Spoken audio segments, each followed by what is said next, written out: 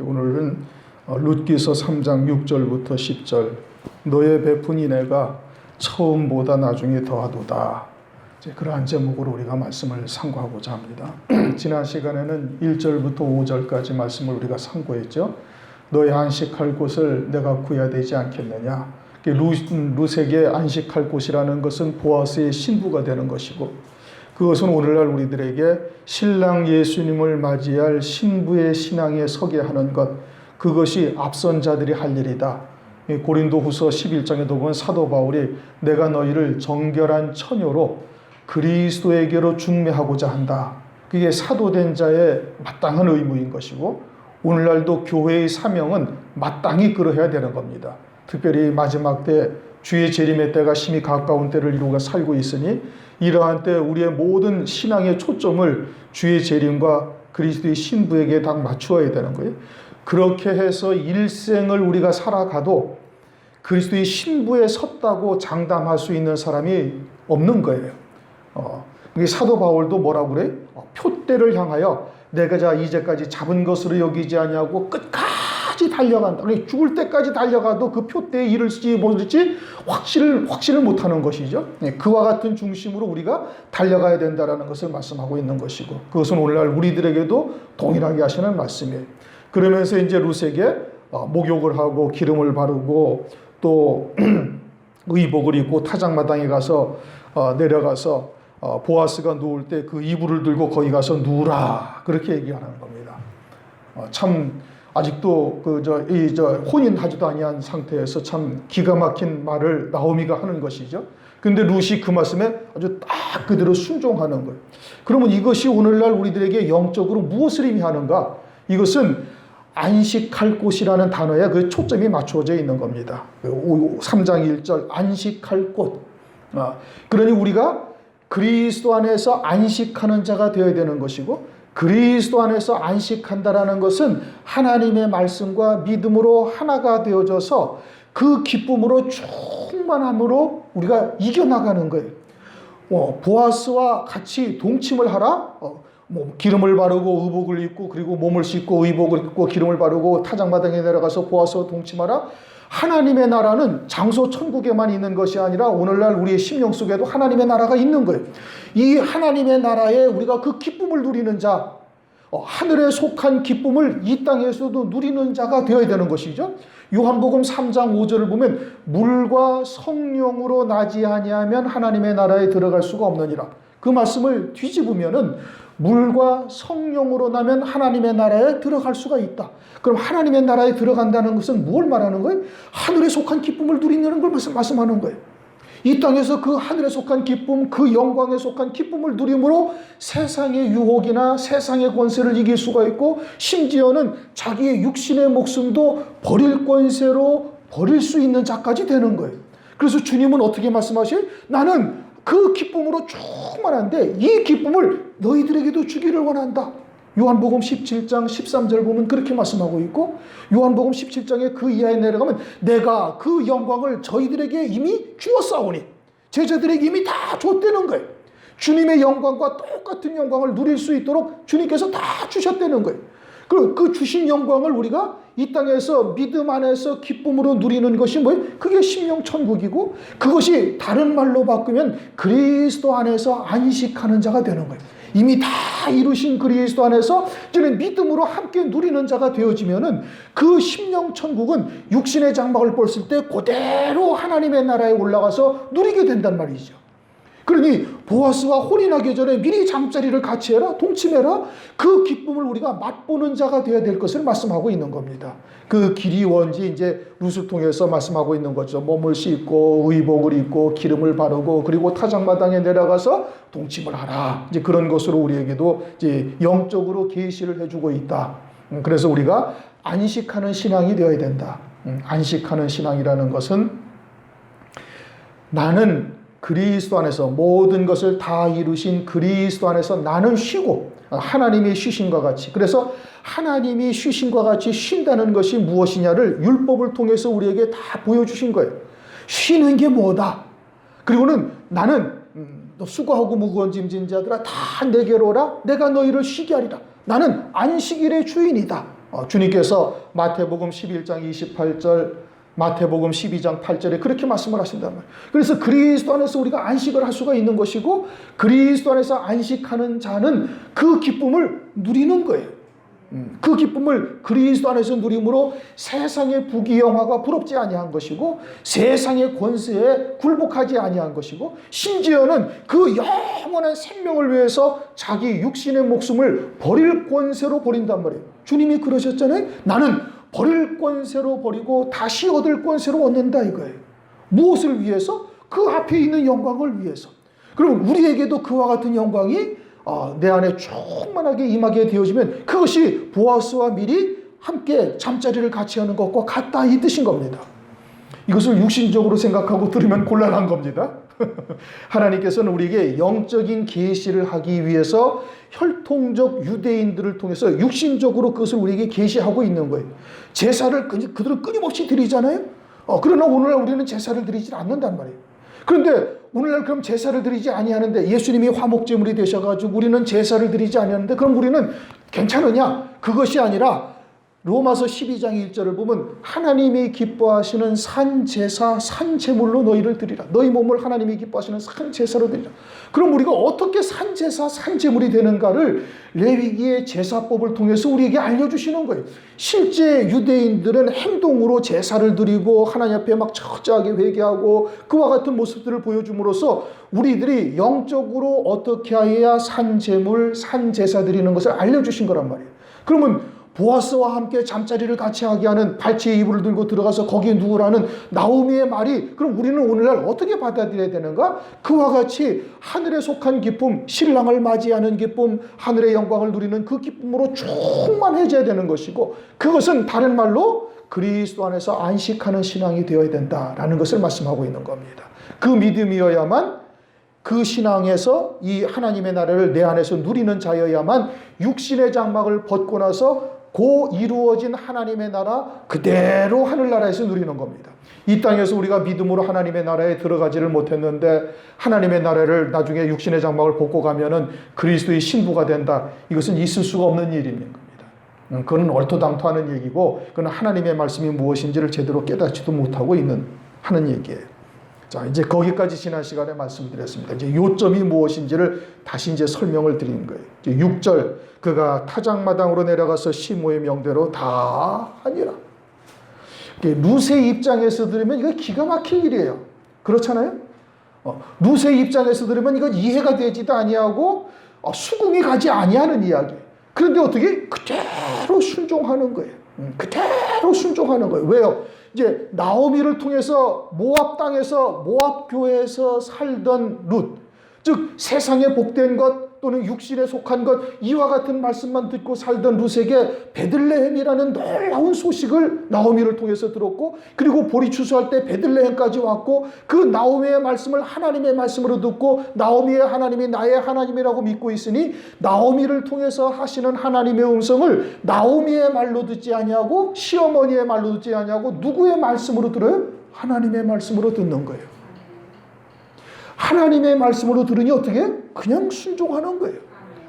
그냥 복종해버리는 거예요.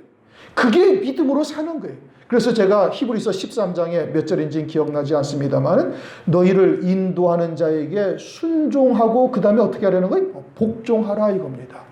그가 진짜 하나님의 종이요 하나님으로부터 보내심을 받은 자요 성령으로 말미암아 말씀을 증거하고 있는 자면은 내가 받아들일 수 없는 것이라 할지라도 믿음으로 받고 쫓아가야 되는 거예요. 만약에 내 신앙 안에서 내가 이해되고 받아들이는 것만 받아들이고 나머지는 그것은 나와는 상관이 없는 얘기, 내가 이해되지 않은 얘기라고 그냥 배척해버리면은 그 신앙 안에서 절대 자라나지를 못하는 겁니다. 자기의 신앙에서 벗어나지를 못하는 거예요. 여러분이 성경을 보면은 내 신앙만큼만 성경이 보입니다. 그렇잖아요? 나보다 성경을 보는데 막 새로운 영의 세계가 열리고 하나님이 이루시는 구원의 세계가 막 읽는 대로 쫙쫙쫙쫙 펼쳐집니까? 있을 수 없는 일입니다. 내 신앙만큼만 성경이 보이는 거예요. 그리고서는 주의 종들에게는 하나님께서 먼저 깨닫게 하시고 말씀을 통해서 연단을 하시고, 그리고 하나님의 보내신 자들은 하나님의 말씀만 전하게 하셔요. 그럼 어떻게 해? 그냥 믿음으로 받고 나가면 돼. 그러다가 내 신앙이 이제는 한 단계 올라가서 좀 더 성숙한 자리에 이르게 되어지면 그때 무슨 말씀을 한 것인지 그때서야 그것이 깨달아지는 겁니다. 예를 들어서 저희들이 이제 방송을 이렇게 녹화를 하고 있잖아요. 이것이 처음에 들을 때는 다 이해가 되지 아니한다 할지라도 여러분들이 한 3년 후에 또는 1년 후쯤 들으면은 그때 듣지 못했던 말씀들이 다시 들려지는 거예요. 그게 하나님의 깨닫는 은혜인 거예요. 그 당시에는 내 신앙이 거기까지 이르지 못해서 듣지를 못하다가 나중에 가서는 그와 같은 하나님의 말씀을 들을 수 있게 되어지는 것을 말씀하고 있는 것이죠. 그러니 어떻게? 믿음으로 쫓아가면 되는 거예요. 그러면 나오미가 아이고 어쩔 수 없이 그냥 어쩔 수 없이 그냥 마지못해서 그냥 내려가는 것이 아니요. 나오미는 아주 기쁨으로 내려가는 거예요. 두려움 없이 아주 기쁨으로 타작마당이 뭐예요? 장차 있을 적그리스도의 환난인 겁니다. 적그리스도의 환난의 때를 아주 소망 삼고 있다가 내려가는 자가 되어져야 한다는 것을 말씀하고 있는 겁니다. 우리도 마찬가지로 마지막 때에 따른 말씀이요 요한계시록의 말씀이 이미 열려서 우리가 상고를 하고 있으니 그와 같은 말씀으로 우리가 믿음으로 받고 그 말씀과 믿음으로 하나가 되어져 있으면 오히려 환난의 때가 소망이 되어집니다. 왜요? 그 말씀이 내 안에서 일곱영으로 역사하셔서 하나님의 영광으로 충만함에 이르기까지 우리를 인도하시니 그 영광을 위해서 영원한 영광을 위해서 세상의 것을 포기할 뿐만 아니라 오히려 환난의 때가 내게 빨리 다가올 수 있도록 소망하며 아주 그때가 오면 기쁨으로 나가는 거예요. 지금 타작마당으로 내려가서 시므의 명대로 다 아니라 두려움으로 또는 마지못해서 어쩔 수 없어서 내려간 것이 아니라 기쁨으로 내려갔다 이겁니다. 그러면 우리는 어떠한가? 에베소서 1장 17절 이하에 우리가 여러 차례 상고를 했습니다. 지혜와 계시의 영을 받아서 하나님을 알고 하나님이 누구신지 마음의 눈이 떼져서 그 부르심의 소망이 무엇이며 그 영광의 풍성함이 어떠한지를 깨달아서 그뿐만 아니라 하나님의 그 강권적인 능력으로 역사하셔서 믿는 자들에게 이루시는 하나님의 권능이 어떠한지를 알라 이겁니다. 그래서 믿는 자가 되어야 되는 거예요. 그럼 내게 그와 같은 영광을 우리에게 보여주신 것은 나를 위해서 그와 같은 영광이 예비되어져 있다는 것이고 그것을 믿음으로 받은 자에게는 하나님께서 어떻게 한다? 율법의 1.1획도 떨어지지 아니하고 다 이루리라. 그 말씀은 영생하도록 존재하는 거예요. 왜? 어떻게? 나를 통해서 그 말씀이 영생의 열매가 되어져서 하늘나라에서도 영원히 존재한다는 말씀이죠.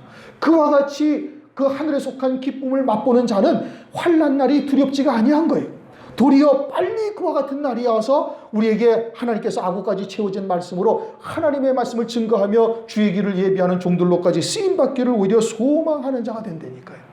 그건 주님의 기쁨이 우리 안에 있어서도 우리도 그 기쁨으로 사는 자가 되어지고 있음을 나타내고 있는 것이다 이겁니다. 그것이 안식하는 자가 되는 것이고 타작마당에 내려가기를 기꺼이 감당하는 자가 되는 거예요. 사도행전 12장을 보면 헤롯 왕이 야고보를 갖다가 딱 죽여버립니다. 그래서 야고보가 제일 먼저 순교한 사도가 되죠. 그런 다음에 베드로도 딱 잡아다가 감옥에다 딱 가둬놨어요. 그러니까 감옥에다 가둬놓고 이제 내일이면 베드로도 이제 참수를 할 예정입니다. 그런데 그날 밤에 베드로가 어떻게 아주 코를 골며 자는 거예요. 천사가 와가지고 불러도 대답을 안 하니까 발로 옆구리를 쳐 깨울 정도로 베드로가 고난 잠에 잠드는 거예요. 아니 여러분 생각을 해보세요. 야고보가 오늘 죽임당하고 그리고서는 자기도 붙들려가서 이제 내일이면 자기도 목이 잘릴 것을 알아요 몰라요? 안단 말이에요. 그럼 일반적으로 그와 같이 평안하게 코를 골며 잠을 잘 수가 있는 상황입니까? 아니요. 절대 그럴 수가 없는 상황이에요. 그런데 베드로는 어떻게? 아주 코를 골며 자니까 천사가 와서 옆구리를 쳐서 깨울 정도로 깊이 잠이 들었다. 실제 잠이 들었을 수도 있죠. 그러나 그것을 성경에다 기록을 해놓으시는 이유는 뭐냐? 베드로가 완전한 안식하는 자였다 이겁니다. 이 땅에서의 힘든 일들 이제는 다 마치게 하시고 이제는 주님 품 안에 나를 데리고 가시려구나 생각을 하고 참된 안식을 누린 거예요.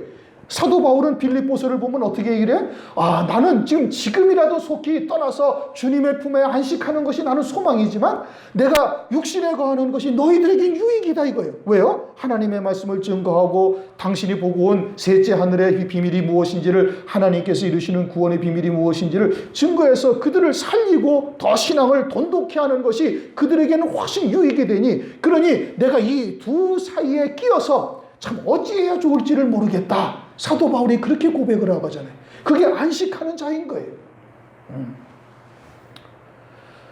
누가복음 9장을 보면은 누가복음 9장의 31절, 예수께서 예루살렘에서 별세하실 것을 말씀할세라는데, 이 별세라는 단어가 헬라어로 뭐로 쓰이냐면 엑소더스라고 쓰여 있습니다. 엑소더스는 출애굽이라는 단어예요. 출애굽기의 제목이 엑소더스입니다. 출애굽하다, 그게 엑소더스예요. 그러니까 주님께서 별세한다라고 한글은 번역이 되어 있지만 실상은 뭐예요? 출애굽을 하신다는 거예요. 이게 육신의 장막에 거하는 것이 사실 믿음으로 사는 자들에게는 고난의 연속이죠. 뭐 풍요롭고 풍요롭지 않고 이게 문제가 아니라 영으로 사는 자에게는 육으로 사는 것이 늘 죄의 몸을 끌고 다니는 것이 이게 고통인 것이고 고난인 것이에요. 그러니 속히 하시라도 이 육신의 장막을 벗기를 원하는데 그것을 주님은 뭐라고 표현하셨어요? 엑소더스다, 이렇게 출애굽이라는 거예요. 그럼 주님만 그러셨냐? 베드로도 그렇게, 베드로후서 1장 15절, 내가 힘써 너희로 하여금 나의 떠난 후에라도 하면서 떠나다라는 이 단어를 지금 베드로는 순교하기 직전에 이 말씀을 한 겁니다. 베드로후서. 그 떠나다라는 단어를 뭘로 썼냐? 엑소더스라는 단어를 쓴 거예요. 베드로도 결국은 이 육신의 장막을 떠나는 것이 출애굽이라고 고백을 하고 있는 거예요. 그게 사도 바울의 그러한 이야기나 주님이 하신 말씀이나 베드로가 고백한 것이 다 뭐예요? 이 육신의 장막을 떠나는 것이 출애굽이다 이겁니다. 진정으로 그리스도 안에서 안식하는 자가 되어지고 그 타작마당이 우리의 소망이 되어져서 그 기쁨으로 살고 있는 자라면은 우리의 육신의 장막을 떠나는 것이 결국은 뭐예요? 출애굽이 되어야 되는 겁니다. 그게 참된 신앙인 거예요. 그게 진실된 그리스도인이고 그것이 물과 성령으로 그 나라에 들어간 자들이 할 수 있는 말이 되는 겁니다. 입으로는 혹시라도 말할 수 있을지 몰라도 이 심령으로 그것을 딱 누리는 자가 되어지면은 그것은 자기를 통해서 나타나요. 세상의 것에 아주 전혀 연연해하지 아니하고, 그렇게 있어도 그만이고 없으면 주를 위해서 쓰는 거예요. 사도 바울이 그래서 빌립보서의 3장에 뭐라고 해요? 나는 비천에 처할 줄도 알고 풍부에 처할 줄도 알아.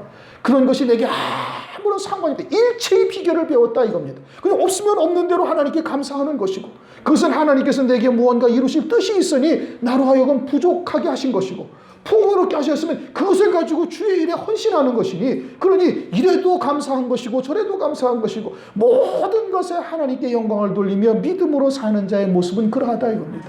그게 안식하는 신앙인 것이에요. 만약에 그러지 못하면은 이제 음료교회가 되는 겁니다. 모압으로 내려간 오르바와 똑같은 길을 걸어가다가 결국은 큰 성 바벨론이요 음료교회가 되어지고 짐승표를 받고 그리고서는 영원한 멸망에 처해지는 거예요. 요한일서 4장 18절 말씀을 한 절 찾아보십시다.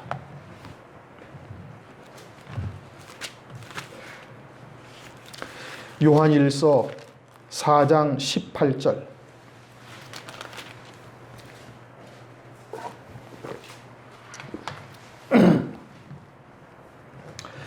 요한일서 4장 18절 다 같이 읽습니다. 사랑 아래 두려움이 없고 온전한 사랑이 두려움을 내어 쫓나니. 아멘. 하나님의 사랑이 무엇인지를 온전히 깨닫게 되어지면은 두려움이 전혀 없어진다 이겁니다. 환난에 대한 두려움, 적그리스도의 권세에 대한 두려움 다 없어지는 거예요. 무엇을 깨달으면? 하나님의 온전한 사랑을 깨달으면. 요한복음 13장 23절을 보면 사도 요한이 예수님의 품에 이렇게 기대어 있어요. 그렇죠? 물론 사도 요한이 당시에 제일 어린 사람이고 그러니까 주님 품 안에 물론 기대어 있었겠지만은 성경에 그것을 기록한 것은 우리들에게 특별한 메시지를 주시기 위한 것입니다. 사도 요한이 주님의 사랑 안에 완전히 품어진 자, 녹아진 자가 되어져 있다. 그래서 주님의 사랑을 가장 많이 깨달은 자예요. 그래서 십자가에 달리실 때까지 끝까지 남은 사도는 유일하게 사도 요한밖에 없어요. 그래서 당신의 어머니 마리아를 통해서 마리아를 말하기를 네 어머니다. 그렇게 말하잖아요. 그 사도 요한이 주님의 십자가의 끝까지 남아있던 자라는 것은 하나님의 사랑을, 주님의 사랑을 온전히 깨달은 자요. 그 사랑을 깨닫게 되어지면 두려움이 없다. 이게 두려움을 내어 쫓는다 이겁니다. 오늘날 우리가 그러한 하나님의 사랑이 무엇인지 말씀을 통해서 진리의 사랑이라고 그러죠. 그것을 데살로니가 후서 2장 11절 보면은 진리의 사랑이다 이겁니다. 하나님의 참 사랑이 무엇인지를 깨닫고 그 사랑에 녹아진 자가 되어지면 세상에 대한 두려움이 없어진다. 그래서 타작마당을 어떻게 기쁨으로 내려가는 거예요.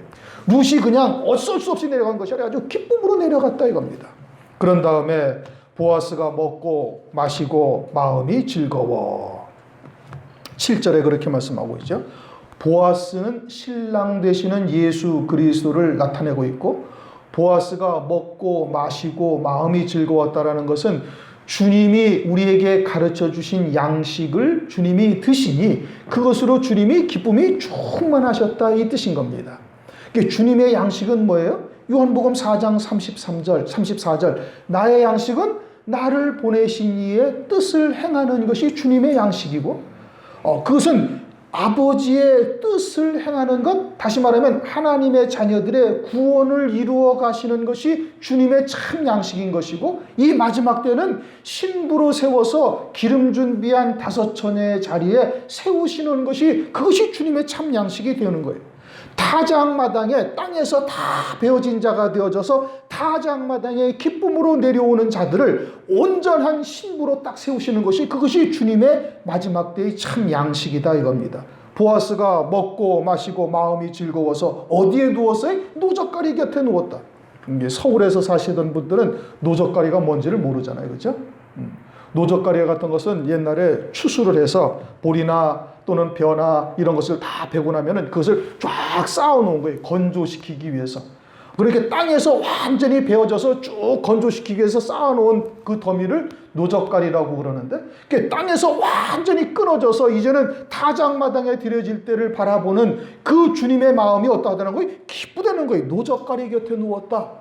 그와 같은 알곡으로 땅에서 끊어진 알곡들이 되어져서 타작마당에 쭉 쌓여져 있는 것을 보니 그것이 주님의 기쁨이다 이 뜻인 겁니다.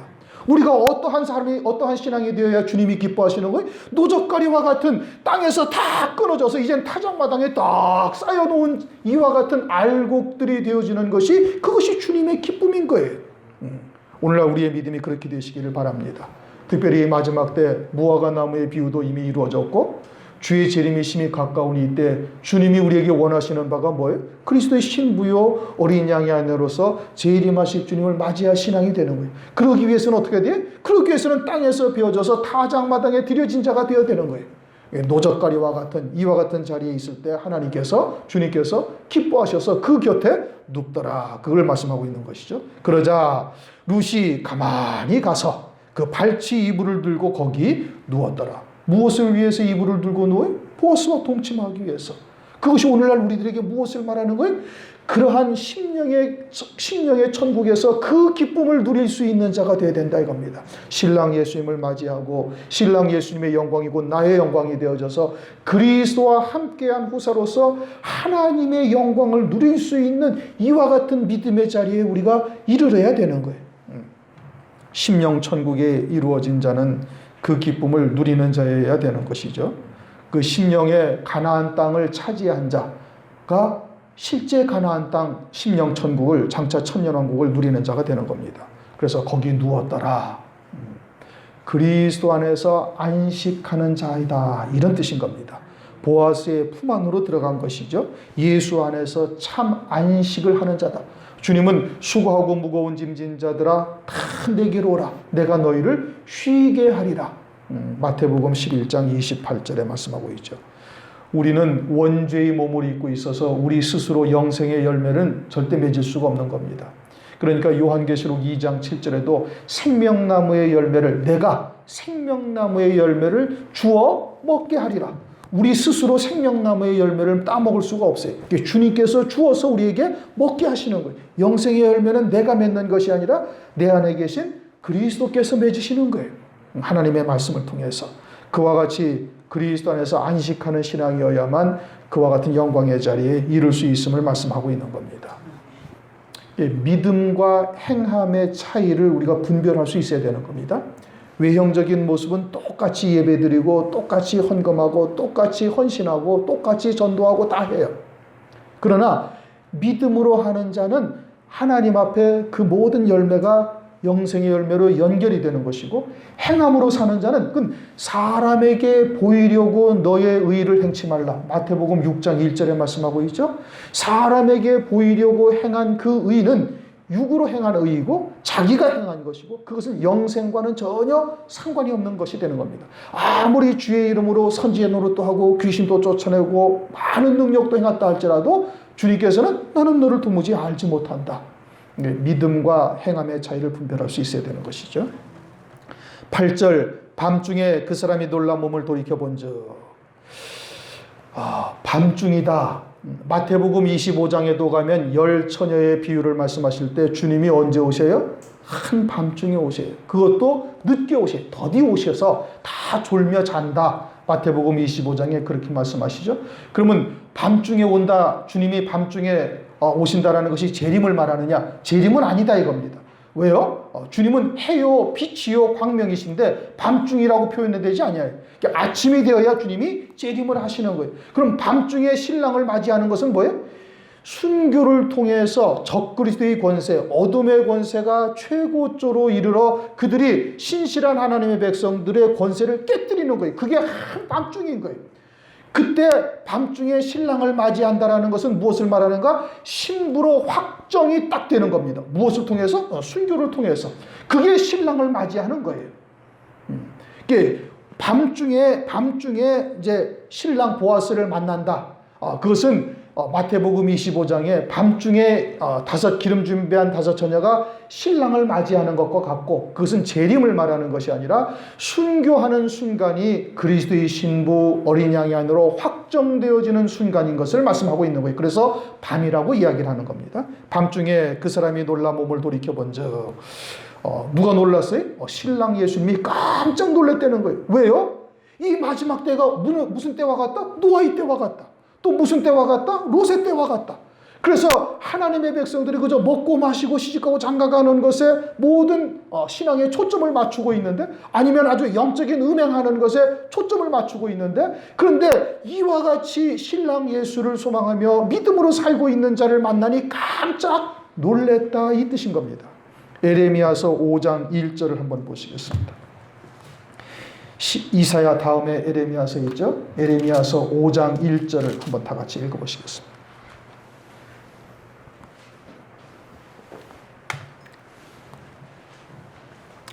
에레미야 5장 1절 다 같이 읽습니다. 너희는 예루살렘 거리로 빨리 왕래하며 그 넓은 거리에서 찾아보고 알라. 너희가 만일 공의를 행하며 진리를 구하는 자 한 사람이라도 찾으면 내가 이 성을 사하리라. 그러면 이제 이 예레미야서는 유다가 바벨론에 멸망당하기 직전에 에레미야를 통해서 하나님께서 말씀을 선포하신 겁니다. 그리고서는 결론적으로 이야기하면 이 유다가 바벨론에 멸망당했어요. 그럼 왜 멸망당했어요? 단 한 사람의 진리를 구하고 하나님의 말씀을 쫓는 자를 한 사람도 없었기 때문에 그런 겁니다. 소돔성이 의인 몇 명이 없어서 망했어요? 10명이 없어서 망한 거예요. 유다가 바벨론에 왜 멸망했어요? 의인 하나가 없어서 망한 거예요. 그럼 마지막 때 주의 재림의 때는 어떠하다고 그랬어요? 노아의 때와 같고 또 롯의 때와 같다. 그와 같이 대부분의 하나님의 백성들이 멸망하면서도 깨닫지 못한다고 해요. 그러니까 누가복음 18장 8절에 인자가 세상에 다시 올 때에 세상에서 믿음을 보겠느냐. 그런데 오늘날 일반적으로 교회에서는 다 교회는 구원받고 세상은 멸망당할 터이니 그 재림에 대해서 걱정할 거 없다, 염려할 거 없다, 그냥 열심히 신앙생활하고 열심히 헌금 많이 하고 열심히 봉사하고 열심히 전도하고 그러면 돼. 그럼 그 말이 맞습니까? 틀립니까? 틀린 겁니다. 만약에 그들의 말들처럼 교회는 다 구원받고 세상은 다 멸망당한다 그러면 이 땅의 교회 크리스찬 인구가 7억이 넘습니다.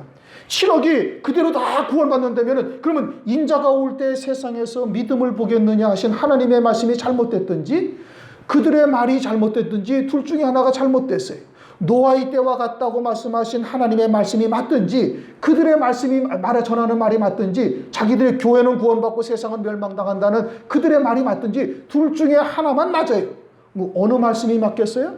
주의 종들 그렇게 전하는 주의 종들의 말이 맞습니까? 성경의 하나님의 말씀이 맞습니까? 성경에 기록된 하나님의 말씀이 맞는 거예요. 그게 사람의 계명으로 사람들의 생각을 혼잡하게 한다는 말씀이에요. 언제? 이 마지막 때 미혹의 역사가 아주 범람하게 될 것을 성경이 말씀하고 있고 그 주의 재림과 환란에 대한 유일무이한 시대의 표적을 무화과 나무의 비유로 우리에게 알려주신 거예요. 그래서 온 세상 교회들이 거의 다 무화과 나무의 비유가 이스라엘의 독립이요 이제는 말세 지마를 살고 있다는 것을 다 인식을 하고 있는데도 전혀 주의 재림에 대해서 염려하지 아니하는 거예요. 아모스서 6장 1절부터 7절까지도 우리가 한번 읽어봤죠. 시온에서 안일한 자 사마리아 산에서 마음이 든든하고 유명하며 열국 중에 유명함으로 많은 사람이 쫓는 자들에게 화가 있다 이거예요. 저희들은 대접으로 포도주를 마시며 귀한 기름을 몸에 바르면서 요셉의 환난을 인하여 근심치 아니하는 자로다. 저들은 사로잡히는 자들의 앞서서 사로잡히리라. 성경에서 말씀을 하고 있는 대로 말씀대로 이루어질 것을 우리는 믿는 겁니다.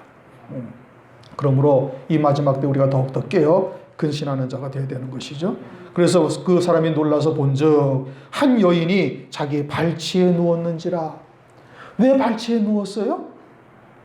사도 요한이 요한복음 1장에 나는 그의 신들매를 풀기도 감당치 못하는 존재다. 그러니까 하나님과 나 사이의 관계가 그러한 거예요. 우리는 죄 가운데 태어나서 죄악 중에 출생해서 죄악을 물 마시듯 하며 사는 그와 같은 육체를 입은 인생들이고 주님은 거룩하신 분이에요. 그러니 주님의 신발끈 풀기도 감당치 못할 우리들인 것을 깨닫고 스스로 발치로 내려가서 발치에 이불을 덮고 누웠다. 그렇게 이야기를 하는 겁니다. 룻은 자신이 항상 모압 여인이었다라는 것을 잊어버리질 않는다라는 것을 잊지 않는다라는 의미는 자신은 늘 멸망의 자리에서 벗어날 수 없는 존재요 모든 구원은 하나님의 은혜요 선물이라는 것을 망각하고 있지 아니하다 이 뜻인 겁니다. 모압 교회에서 그냥 그대로 두면은 영원한 멸망길로 갈 것을 나오미를 보내셔가지고 이제 룻의 입장에서는 나오미를 나에게 보내셔가지고 베들레헴에 대한 말씀을 듣게 하시고 그 말씀을 깨닫고 믿음으로 받아 그저 나오미를 쫓아 베들레헴까지 오게 하신 분이 누구예요? 하나님이신 거예요. 거기에다가 나오미를 통해서 네 안식할 곳을 구해야 되겠다고 보아스의 신부로 보아스의 아내로 들어갈 수 있도록 이끌어 가시는 분은 또 누구예요? 그것도 하나님이신 거예요.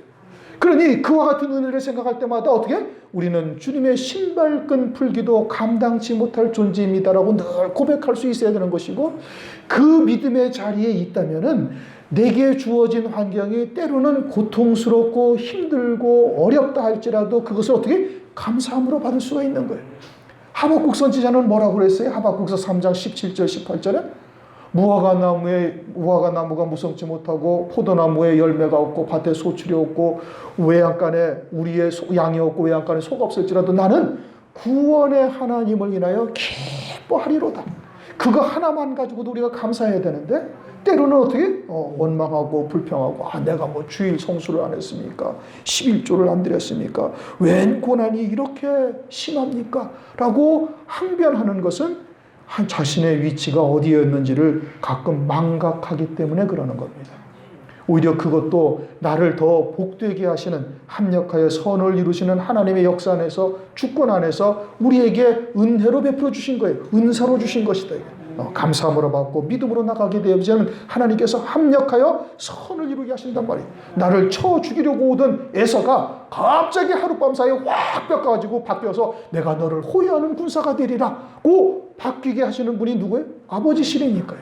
모든 환경의 주권은 하나님께 있다. 잊어서는 안 되는 것이죠. 그러자 룻이 대답하되 나는 당신의 시녀 룻이오니 아직도 온전한 신부의 신앙에 이르지 못한 것을 룻이 알고 있는 거예요. 육신의 정과 욕심을 못 박지 못하고 때로는 그것이 솟구쳐 오르기도 할 것이고 또 주님 안에서 안식이 무엇인지를 알고 있지만 참 안식에 들어가지 못하고 문득문득 불현듯 육신에 속한 생각들이 자기에게 엄습해 오는 것을 알고 있다 이겁니다. 그건 우리도 마찬가지인 거예요. 늘 믿음으로 달려가고자 해도 부족한 모습이 느닷없이 뛰쳐나오고 그저 주님 앞에 앉기만 하면은 무릎 꿇기만 하면은 그저 죄악의 물 마시듯 먹고 살았던 인생인 것을 고백치 아니할 수 없는 우리들인 것을 우리가 안다 이겁니다. 그러니 어떻게? 항상 하나님 앞에 어린 양, 하나님 앞에 작은 자인 것을 고백치 아니할 수가 없다 이겁니다. 사도 바울은 가말리엘 문화에서 수학한 수재요. 율법의 박사요. 바리새인 중에 바리새인이요 율법으로는 흠이 없다라고 자타가 인정하는데 세지한을 닦았다 올라와고서는 뭐라고 고백을 해요? 나는 죄인 중에 괴수로다. 디모데전서 1장 15절에 그렇게 고백을 해요. 어떻게 그렇게 고백을 해요? 거룩하신 하나님을 만나 뵙고 오니 자기의 존재가 얼마나 하잘것없는 존재인지를 아주 절절하게 깨달은 거예요. 마찬가지로 우리가 하나님의 말씀을 통해서 진리의 세계, 진리의 빛의 세계를 더 밝아지게 들어가고 더 하나님의 구원의 세계를 가까이 가면 갈수록 우리 스스로는 점점점 작아지는 자가 되는 겁니다. 하나님 앞에 원망이나 불평이 살살 생기기 시작하고 예배 시간에 잡생각이 들어서 예배가 드렸는지 안 드려졌는지 돌아서서 잘 생각도 나지 아니하고 이렇게 되었다라는 것은 내가 살아났다라는 증거입니다. 정과 욕심을 십자가에 못 박았어야 되는데 여전히 자기가 살아있으니까 자기 생각이 꿈틀꿈틀 올라오기 시작하는 거예요. 그러면서 그 섞여 사는 무리들로 말미암아 원망 불평이 싹트기 시작하는 겁니다. 이스라엘 백성들에게 그랬죠. 섞여 사는 무리들이 혼잡되이 하나님의 말씀을 갖다가 대적을 하고 원망 불평하기 시작하자 그것이 온 이스라엘에 번지기 시작하는 거예요. 우리가 그와 같은 생각이 들 때 하나님 앞에 무릎을 꿇고 정과 욕심을 못 박는 자가 되어야 되는 겁니다. 나는 당신의 시녀이오니 당신의 옷자락으로 시녀를 덮으소서. 신랑 되시는 당신께서 당신의 옷자락으로 나를 덮어서 당신의 품 안으로 들어갈 수 있게 하여 주시옵소서. 이런 뜻인 겁니다. 왜요? 그 구원은 우리 스스로 이룰 수 있는 구원이 아니기 때문에 그러는 거예요. 우리의 모든 구원은 에베소서 2장 8절 9절에 하나님의 은혜요 선물이라는 말씀이에요. 하나님께서 우리에게 베풀어 주시지 않으면 그와 같은 자리에 우리는 언감생심 갈 수도 없는 존재인 거예요. 상상조차 할 수 없는 존재였는데 하나님께서 우리에게 깨닫게 하시고 모압 땅에 사는 우리들에게 우리도 역시 마찬가지로 모압 땅에 살던 우리들이었죠. 그런데 하나님이 찾아오시는 거예요. 내가 찾아간 것이 아니라 하나님이 찾아오셔서 하나님의 말씀을 내게 주시고 내 안에 계신 성령께서 믿게 하시고 깨닫게 하시고 그 말씀과 하나가 되게 하셔서 그 말씀으로 나를 이끌어 가시는 거예요. 그렇게 해서 베들레헴까지 왔더니 베들레헴에 오니 이제는 신랑 되시는 예수님을까지로 우리의 신앙을 이끌어 가신다 이겁니다. 그렇게 당신의 옷자락으로 나를 덮으소서. 이사야서 6장을 한번 보십시다. 이 옷자락이라는 것이 무엇을 의미하는가? 이사야서 6장 1절부터 3절을 읽습니다. 이사야서 6장 1절 구역성경 972쪽에 있습니다.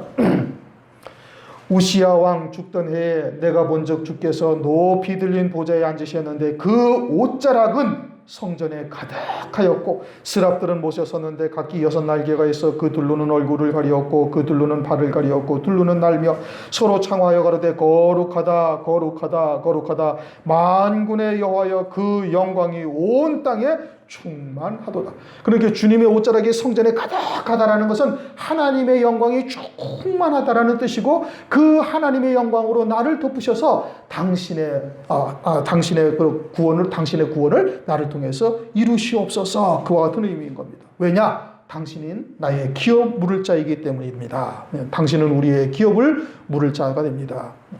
주님께서 우리의 구원을 이루어 가시는 겁니다. 생명나무 열매를 주님이 따 주어 먹게 하는 거예요. 내가 따 먹는 것이 아니라. 그래서 우리의 구원은 하나님의 은혜요 선물이다. 그래서 기업 물을 자는 누구예요? 주님만이 기업 물을 자가 되시는 거예요. 보아스가 기업 물을 자라는 것은 주님이 우리의 기업을 물을 자다. 우리의 기업을 우리를 위해서 예비하신 기업이 내 것이 되게 하시는 분이 누구시냐? 주님이시다 이겁니다. 말세에 그리스도의 신부가 되게 하시는 일은 더더욱 말할 것도 없죠. 우리 역시 모압교회에서 멸망의 길을 가고 있던 우리들인데 주님께서 불러서 이 땅까지 이곳까지 이르게 하신 겁니다. 우리 이제 10절 다 같이 한번 읽어보십니다. 10절 가로되 내 딸아 내 여호와께서 네게 복 주시기를 원하노라. 네가 빈부를 물론하고 연소한 자를 쫓지 아니하였으니 너의 베푼 인애가 처음보다 나중이 더하도다. 아멘. 하나님의 복을 주시기를 원한다. 하나님의 복이 무엇이 가장 큰 복이에요? 물론 이 땅에서 은혜 시대에 열매 맺는 것도 우리에게 큰 복이지만 이 마지막 때 재림하실 그리스도를 신부로 맞이하게 하는 복보다 더 큰 복은 세상에 존재하지 않습니다. 그래서 요한복음 2장 주님이 이 땅에 오셔서 처음 표적으로 갈릴리 가나의 혼인잔치에 물로 포도주를 바꾸셨어요. 갈릴리 가나의 혼인잔치라는 것은 장차 주님이 재림하실 때 그 어린 양의 혼인잔치를 나타내는 유일한 계시인 겁니다. 그러므로 주님이 이 땅에 오신 목적이 뭐냐? 장차 어린 양의 혼인잔치에 신부될 자들을 세우시는 것이 주님의 목적인 거예요. 그것이 이 천지와 만물을 세우신 거예요. 그리고 하나님은 모든 하나님의 백성들이 그와 같은 영광의 자리에 다 이르러서 하늘에 속한 모든 신령한 복을 누리기를 하나님께서 바라시는 거예요. 그런데 인생들이 원죄에 있는 육체를 입고 있는지라 그 육신에 속해서 그와 같은 하늘의 영광을 보지 못하고 있다 이겁니다. 그러나 주님의 뜻은 어린 양의 혼인잔치에 물로 된 포도주를 그들에게 주어서 그 혼인잔치에 이르게 하시는 것이 하나님의 본질적인 목적이신 거예요. 그러므로 복 주시기를 원한다는 참복이 뭐냐? 오늘 참복은 그것이 진정한 복인 거예요. 어린 양의 안에 그리스도의 신부가 되는 것이 참된 복이다 이겁니다. 더더군다나 이 말세의 지말에 우리를 하나님께서 택하셔서 환난을 통해서 예수의 증거와 하나님의 말씀을 인하여 순교할 수 있는 기회가 우리에게 주어진다는 것이 어마어마한 복이다 이겁니다. 그와 같은 하나님의 말씀으로 우리를 세우시고 그리고 그 영광을 바라보면서 나도 주님처럼 버릴 권세로 버릴 수 있는 자리에까지 우리의 믿음을 자라게 하시는 것이 이것이 하나님의 크신 은총이다 이겁니다. 그래서 참된 복은 그와 같은 복을 말하는 것이고 그러면서 이제 룻에게 이야기를 하는 겁니다. 네가 빈부를 물론하고 빈부는 가난한 것과 부요함을 말하는 것이죠. 나오미가 모압 땅에 처음에 내려갈 때 그리고 룻이 나오미의 며느리로 들어올 때는 나오미가 그래도 살만했던 겁니다. 왜? 베들레헴에 있던 자기 땅을 다 처분하고 돈을 가지고 금을 가지고 내려갔으니까 한동안 아주 여유롭게 잘 살았던 거예요. 남편과 두 아들과 함께 여유롭게 살 때 그때 나오미의 며느리로 룻이 들어왔던 겁니다. 그런데 지금 나오미가 베들레헴으로 올라올 때는 뭐예요? 완전히 거지예요. 깡통 차고만 올라온 겁니다. 그러니까 룻이 나가서 보리 추수하는 데 가서 보리 이삭을 주어서 그걸로 연명할 수밖에 없을 정도로 완전한 거지가 되어져서 올라온 거예요. 그런데 그러한 나오미를 외면하지 아니하고 끝까지 쫓았다 이겁니다. 그것은 무엇 때문에 그러는 거예요? 베들레헴에 대한 소망이 있었기 때문에 그렇게 쫓은 거예요. 만약에 육신에 속한 신앙이었으면 어떻게? 오르바처럼 모압으로 가서 새 남편 만들고 그리고 거기서 행복하게 풍요롭게 얼마든지 살 수도 있었는데 그런데 그러지 아니하고 어떻게 됐다는 거예요? 아무것도 없는 나오미를 쫓아 베들레헴까지 올라온 거예요. 그 길이 내일 죽을지 모레 죽을지 오늘은 어디서 잠을 잘지 내일은 어디서 잠을 잘지도 모르는 이와 같은 상황인데도 그것을 기꺼이 감당하고 올라왔다 이겁니다. 빈부를 물론하고 네가 올라왔다 이겁니다. 오늘날 우리의 신앙이 어때야 되는가? 그래야 되는 거예요. 그렇게 되기 위해서는 어떻게 되는가? 하늘에 속한 신앙으로 하늘에 예비된 영광이 무엇인지를 바라보고 그리고 그 하늘 소망 가운데 믿음으로 살아야만 세상의 것에 연연해하지 아니하는 자가 되는 거예요. 나오미의 신앙이 지금 그랬다라는 것을 말씀하고 있는 겁니다. 과연 우리는 재물에 많고 적음에 연연해하지 않고 있는가? 오히려 그것을 통해서 하나님께 영광을 돌리고 주를 위해서 헌신할 수 있는 자가 되어져 있는가? 우리 스스로를 돌아봐야 되는 것이죠. 빈부를 물론하고 나오미를 쫓을 수 있는 자가 되어야 되는 것이고, 그 다음엔 어떻게 했어요? 연소한 자를 쫓지 아니하였다. 연소한 자는 보아스는 나이가 든 사람이에요. 그렇게 젊은 붓이 그래도 자기 나이대에 맞는 사람을 쫓아야 그래도 같이 육신의 정욕을 함께 나누면서 이렇게 살아갈 수가 있었는데, 보아스 늙은 사람을 택했다 이겁니다. 그것은 젊고 건장한 사람을 택한다는 것은 그럼 무엇을 말하는 거는 육신의 즐거움을 쫓는 거예요. 육에 속한 신앙, 사람의 도리나 인격, 인품, 행복한 가정을 만들고 이와 같은 변질된 말씀, 혼잡한 말씀과 같은 것을 쫓지 아니했다 이겁니다. 하나님의 말씀의 초점은 어디에 있어요? 육에 있는 것이 아니라 영에 있죠. 요한복음 6장 63절 살리는 것은 영이니 육은 무익하니라. 눈을 뜨게 하고 죽은 자를 살리고 그와 같이 육신의 눈을 뜨게 하고 육신의 죽은 자를 살린 것이, 그것이 하나님의 말씀의 본질이 아니다 이겁니다. 하나님의 말씀의 초점은 어디에 있어요? 영에 있는 것이죠. 그런데 오늘날 하나님의 말씀의 초점이 전부 다 어디에 속해져 있어요? 세상의 재물, 아니면 육신에 속한 행복한 가정, 세상에서 무슨 존경받는 사람, 조금 더 고상하다 하는 사람은 철학자들의 말, 세상의 현자들의 말을 하나님의 말씀에 섞어버린다는 말씀이에요. 그런데 골로새서 2장 8절에 뭐라고 말씀하셔요? 철학과 세상의 윤리도덕, 세상의 초등학문을 쫓는 그것은 그리스도를 쫓음이 아니니라. 아주 정확하게 딱 말씀하고 계시는 거예요. 그런데 그 말씀을 봐도 그들에게는 보이지 아니하네. 왜요? 어둠으로 확 쌓여서 소경이 되어져 있기 때문에 그 말씀이 보이지 아니하고 자기들이 필요한 말씀만 보여요. 신기한 노릇이잖아요. 똑같은 성경을 다 보고 있는 겁니다. 전 세계 모든 그리스도인들이 거의 똑같은 성경을 다 보고 있는 거예요. 그런데 그들에게는 그런 말씀이 보이지 아니하는 거예요. 키에르게고르가 어떠고 니체가 뭐라고 얘기를 했고 도스토옙스키가 어쩌고 저쩌고 하면서 세상에 유명한 사람들 책을 많이 본 것처럼, 사실은 그것도 인터넷 보면 다 있는 겁니다. 자기가 책을 하루에 한 권씩 뛸 수가 있어요? 뛰지도 못하는데 매주마다 새로운 책과 새로운 사람과 새로운 내용들이 계속 나온단 말이에요. 그러니까 그것을 머릿속에 먹물들어 있는 사람들은 엄청 좋아해요. 식자들은 아주 지식의 유희를 쫓는 것을 상당히 좋아한단 말이에요. 지적 충족감을 만족시키는 거예요. 그것은 영생과 아무 관계가 없습니다, 여러분. 하나님과도 상관이 전혀 없대. 그건 그리스도를 쫓는 게 아니다. 그런데 그 사람들은 그 말씀을 못 보는 거예요.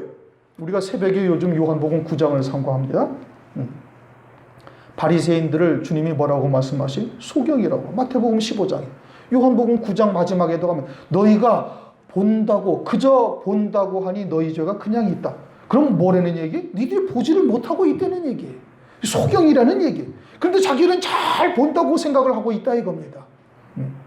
오늘날도 그처럼 영적으로 소경이 되어져서 하나님의 말씀을 아무리 읽어도 골로새서 2장 8절 말씀 같은 거 보이지도 않아요. 야고보서 4장 4절 말씀도 보이지도 않아요. 마태복음 12장 38절 이하에 은사를 쫓는 자들 우리에게 표적 보기를 원하나이다. 그러자 주님께서 뭐라고 그래? 악하고 음란한 세대야. 아주 음행에 꽉 차 있다 이겁니다. 은사 쫓는 자들이. 세상에 복된 것을 쫓는 것이 그것이 간음하는 여자들이여 너희가 세상과 벗됨이 하나님과 원수임을 알지 못하느냐. 그런데 그런 말씀이 그들에게는 전혀 보이지 아니하는 거예요. 그리고는 그냥 들어가도 복을 받고 나가도 복을 받고 떡반죽거리도 복을 받고 머리 대고 꼬리 대지가 아니하고 이런 말씀만 보여요. 그것만 보이는 거예요. 그게 뭐예요? 영적 소경인 겁니다. 사람의 눈으로 사람의 시선으로 하나님의 말씀을 바라보고 있는 거예요. 그들에게는 그러한 말씀이 철학과 헛된 소기름수로 너희를 누구나 노룩할까 주의하라. 세상의 초등학문을 쫓는 것은 그리스도를 쫓음이 아니니라. 성경에 분명히 말씀하셨는데 아무리 읽어도 그 말씀이 보이지가 않는 겁니다. 읽어가도 안 보여요. 신기한 노릇이잖아요. 왜요? 하나님께서 보지 못하게 막으신 거예요. 들어도 듣지 못하게. 아예 까막눈이 되도록 막아버리고 그냥 지들 보관한 것만 보고 만 거예요. 부자가 자기가 원하는 것만 먹는단 말이에요. 단 것은 먹고 쓴 것은 뱉는데 그 부자는 쓴 것을 단 것이라고 먹고 단 것을 쓴 것이라고 뱉어버려요. 그러니까 나사로라 이름한 거지는 그 부자의 상에서 떨어진 것, 즉 영생에 관한 말씀, 영으로 복이 되게 하는 말씀만 먹고 있다 이거예요. 그 결과가 뭐예요? 나중에는 아브라함의 품에 앉아있고 부자는 음부의 불꽃 가운데 고통 중에 있다. 오늘날 하나님의 말씀이 무엇을 의미하는지를 우리가 바르게 깨달아야 되는 겁니다. 연소한 자를 쫓지 아니하였다. 육신의 정욕을 쫓고자 육신의 정욕을 충족시켜주는 그와 같은 혼잡된 말씀을 쫓지 아니했다 이겁니다. 그러면서 마지막에 말씀하는 것이 뭐예요? 너의 베푼 인애가 처음보다 나중이 더하도다. 처음에는 어떤 사랑으로 하나님의 발 붙들려왔어요? 나오미의 말씀을 쫓아 베들레헴에 대한 소망을 가지고 쫓아온 거예요. 즉 모압교에서 살던 혼잡된 말씀을 버리고 참이 무엇인지 진리가 무엇인지를 듣고 그 말씀을 쫓은 거다. 그것이 하나님을 향한 너의 사랑이었다. 처음 베푼 인애. 나중에 인애는 뭐예요? 나중에 인애는 육신의 젊은 자를 택하지 아니하고 보아스라는 신랑 되시는 그리스도를 소망하며 산 그 인애가, 그 사랑이 훨씬 더 크다. 진리가 무엇인지를 아는 것보다 더 큰 사랑은 뭐냐? 신랑 되시는 예수 그리스도를 소망하며 그 믿음 안에서 살고 있는 그 사랑이 훨씬 더 큰 사랑이다 라고 말씀을 하고 있는 겁니다.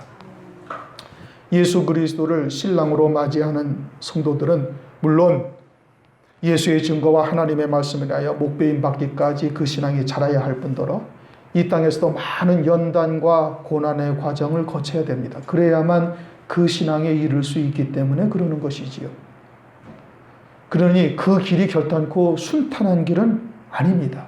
그러나 그 이후에 누리게 되어질 영광은 어린 양의 아내요. 그것은 첫째 부활이라는, 모든 사람은 그 1,000년 동안 아무도 부활하지 못하는데 그들만 먼저 첫째 부활이라는 이 어마어마한 부활의 영광을 누리게 하실 뿐 아니라 만왕의 왕이신 그리스도와 함께 그 신령한 몸을 입고 1,000년 동안 왕으로 다스리는 권세를 누리는 거예요.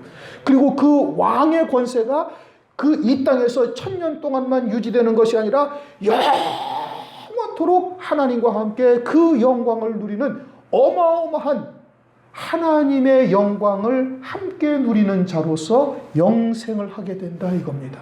그것은 성도로서는 어느 누구도 감히 근접할 수 없는 해와 같은 영광인 거예요. 여러분, 해가 눈으로 이렇게 많이 쳐다볼 수 있습니까? 못 쳐다보잖아요.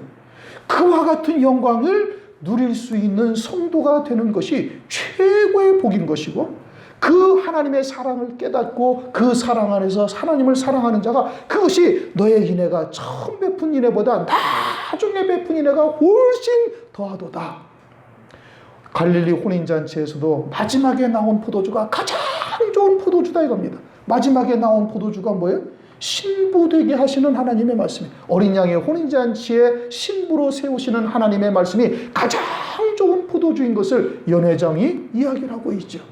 오늘날 우리들에게 베푸신 하나님의 말씀이 여러분들에게 지금 5배의 양식을 주시고 계시는 겁니다. 그 5배의 양식을 다 먹는 자가 되어지면 어떻게 되는 거예요? 베냐민처럼 환난 가운데 아들의 자리에 설 수 있다 이겁니다. 그에 더해서 하나님의 말씀이 아구까지 채워지면 환난 날에 양식을 나눠주는 자가 되어지는 거예요. 우리가 바울과 같은 영광의 자리에도 있을 수가 있다는 가능성이 있다는 말씀인 겁니다. 베드로와 사도 요한과 같은 영광의 자리에 우리도 함께 할 수 있는 여지가 이 환난 가운데 남아 있다는 것입니다. 이게 얼마나 어마어마한 은총이요 축복인가 우리가 잘 생각을 해보고 우리의 믿음이 속히 그와 같은 자리에 이르시기를 주님의 이름으로 축원합니다.